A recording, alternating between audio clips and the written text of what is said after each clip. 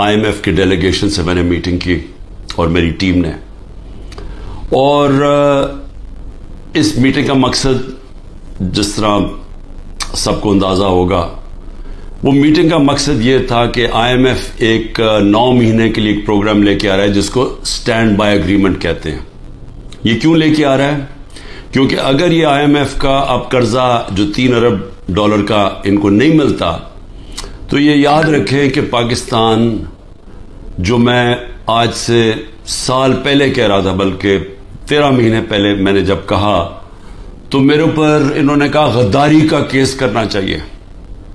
سارا شور مچ گیا کہ عمران خان ملک کے اندر ایک وہ فضا بنا رہا ہے جس سے ملک کی معیشت کو نقصان ہوگا. میں یہ کہہ رہا تھا کہ جس طرح یہ حکومت جا رہی ہے پاکستان کو ڈیفالٹ کا خدشہ ہے. ڈیفالٹ کا پہلے مطلب سمجھ لے کیا ہے.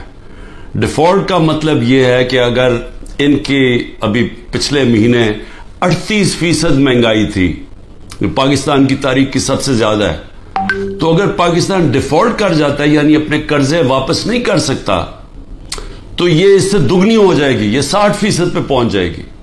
بلکہ یہ وہ جس کو کہتے ہیں ہائپر انفلیشن, کہ وہ آئے گی مہنگائی پاکستان میں کہ لوگ یعنی ایک ڈبل روٹی لینے کے لیے نوٹوں کی تھدیاں لے جانی پڑیں گی, یعنی جس کو ہائپر انفلیشن کہتے ہیں. اس سے کمزور تو بالکل ہی پس جاتا ہے نا.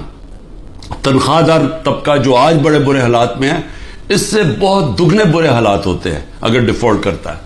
اور صرف فائدہ کن کو ہوتا ہے؟ جنہوں نے ڈالر میں پیسہ رکھا ہوا ہے, جو ملک سے باہر ہیں. یہ جو لوگ اوپر آج حکومت کر رہے ہیں, جن کے سارے پیسے باہر پڑے ہوئے ہیں, اربوں ڈالر باہر پڑا ہے, ان کو تو کوئی فرق نہیں پڑے گا, لیکن پاکستان کے اندر لوگ پس جائیں گے. تو لہٰذا ہم نے پھر IMF کو ہم نے کہا کہ ٹھیک ہے, ہم اس کو آپ کی یہ جو اسٹینڈ بائی اگریمنٹ ہے یہ تب تک انڈورس کرتے ہیں جب تک الیکشن ہو کے ایک نئی گورنمنٹ نہیں آتی. جو نئی گورنمنٹ آئے گی ظاہر ہے وہ اپنا پھر سے اپنے پروگرام کے تحت IMF سے بات چیت کرے گی. لیکن صرف میں ایک چیز کہنا چاہتا ہوں آج, کہ یہی جب ہمیں مشکل پڑی تھی فیٹف کے اوپر, فیٹف کی ہمیں بلیک لسٹ پہ ہمیں خدشہ تھا کہ ہمیں ڈالنے لگے ہیں. ہمیں پارلیمنٹ کے اندر ایک قانون پاس کرنا تھا. تو جب ہم نے اپوزیشن کو قانون پاس کرنے کا کہا, کیونکہ اگر بلیک لسٹ پہ آ جائیں تو وہ بھی پاکستان میں سینکشنز لگ جاتی ہیں, وہ پھر وہی حالات بننے شروع ہو جاتے ہیں جو کہ ایک ڈیفالٹ سے ہوتے ہیں, یعنی فائنینسنگ ختم ہو جاتی ہے باہر سے, اس چیزیں مہنگی ہو جاتی ہے, مہنگائی ہوتی ہے, غربت بڑھ جاتی ہے. تو اس سے بچنے کے لیے ہم نے وہ لیجسلیشن پاس کر رہی تھی اسمبلی میں. تو جب ہم نے یہ PDM کے لوگوں کو کہا کہ یہ ہماری مدد کریں یہ لیجسلیشن پاس کرنے میں, تو انہوں نے آگے سے کہا کہ پہلے ہمیں NRO دو, نیب کے اندر چینجز لے کے آؤ, جو ہمارے اوپر پہلے ان کے دور کے جو کرپشن کے کیسز تھے وہ معاف کرو, اور اگر وہ آپ نہیں کریں گے تو ہم آپ کے ساتھ نہیں دیں گے. اور ہم نے وہ NRO نہیں دیا, انہوں نے ساتھ نہیں دیا. اس کے باوجود ہم نے پھر وہ, اللہ کا کرم ہے کہ ہم وہ لیجسلیشن پاس کر گئے, اور آج جو فیٹ سے نکلے ہیں وہ بہت بڑی چیز تھی, وہ جو ہم نے قانون پاس کیا تھا. تو میں صرف یہ کہنا چاہتا ہوں کہ آپ کو صرف فرق پتہ چل جانا چاہیے کہ یہ وہ لوگ تھے جو اپنی کرپشن کے لیے ہمیں بلیک میل کر رہے تھے, کرپشن بچانے کے لیے. آج یہ حالات ہیں جب ہم ان کی مدد کر رہے ہیں, کیونکہ ہم IMF کو کیوں چاہیے کہ ہماری مدد کیوں چاہیے؟ انہیں پتا ہے کہ آگے کیئر ٹیکر گورنمنٹ آ رہی ہے, الیکشن جب آئیں گے کیئر ٹیکر گورنمنٹ یہ نہیں کر سکتی, تو ان کو چاہیے کہ ساری پارٹیز کا کنسنسس چاہیے. ہم صرف مدد پاکستان کے لیے کر رہے ہیں, جبکہ 10,000 ہمارے کارکن جیلوں میں ہیں. آج جو ہماری اکنامک ٹیم تھی وہ ساری انڈر گراؤنڈ ہے, ان کو اکٹھا کیا, زوم کے اوپر لیا. میرے اوپر 180 کیسز بن چکے ہیں. ساری سینئر لیڈرشپ کی یا اندر ہے کیسز ہیں, اور جو باہر نکلتی ہیں تو ان کو کہتے ہیں کہ جی پہلے کا پارٹی چھوڑو گے نہیں تو ہم آپ کو اندر رکھیں گے. جو ہمارے لیڈرشپ جیل میں ہیں ان کے اوپر انتہا قسم کا پریشر ڈالا جا رہا ہے. جو بھی گلگت بلتستان کے اندر جو ڈرامہ کیا گیا ہے, आप ये सोचें कि जो मेंबर्स के ऊपर इन्होंने प्रेशर डाला, हमारे पास तो नंबर पूरे थे, पहले पार्लियामेंट के अंदर घुसने नहीं दिया, अब उसके बाद एक एक मेंबर के ऊपर प्रेशर डाला है, वही करने जा रहे हैं जो कि इन्होंने आजाद कश्मीर में किया था। तो एक तरफ तो ये हो रहा है, और उसके बावजूद हम आज क्योंकि हमारे मुल्क को नुकसान ना हो, हमने ये फैसला किया है कि हम इस स्टैंड बाय एग्रीमेंट को बैकिंग देते हैं तब तक जब तक इलेक्शन नहीं होती।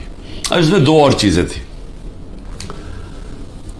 मैंने IMF के जो अमेरिका से जो हेड थे, उनसे जो मैं बात कर रहा था, उनको मैंने एक चीज समझाई कि मैंने कहा जब तक इस मुल्क में पॉलिटिकल स्टेबिलिटी नहीं आती, सियासी इस्तेकाम नहीं आता, तो ये जिस तरह ये मुल्क चल रहा है, ये अब थोड़ी देर अगर आप 3 अरब दे भी देंगे और 3 अरब डॉलर के देने में थोड़े से और डॉलर्स भी 5-6 अरब डॉलर और भी आ जाएंगे, तो ये तो कैंसर का इलाज डिस्प्रिन से हो रहा है।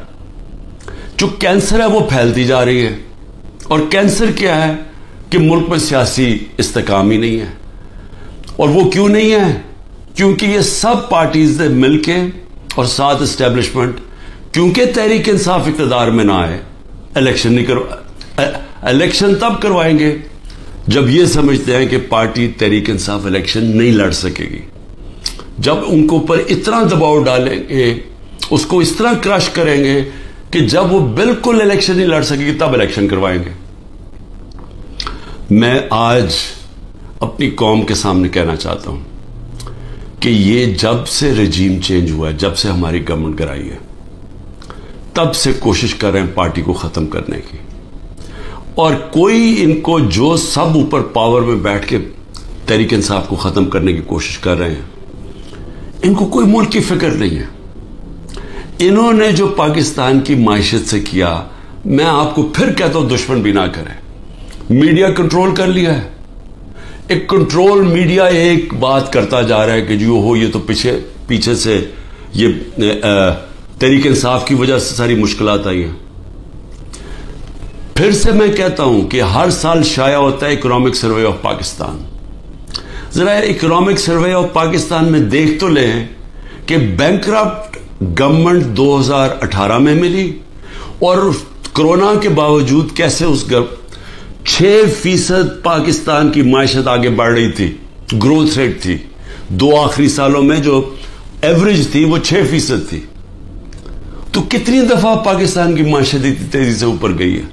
इंडस्ट्री बढ़ रही थी, दौलत में इजाफा था, पर कैपिटा इनकम बन रही थी, टैक्स बढ़ रहे थे, एक्सपोर्ट्स बढ़ रही थी, रेमिटेंसेस बढ़ रही थी।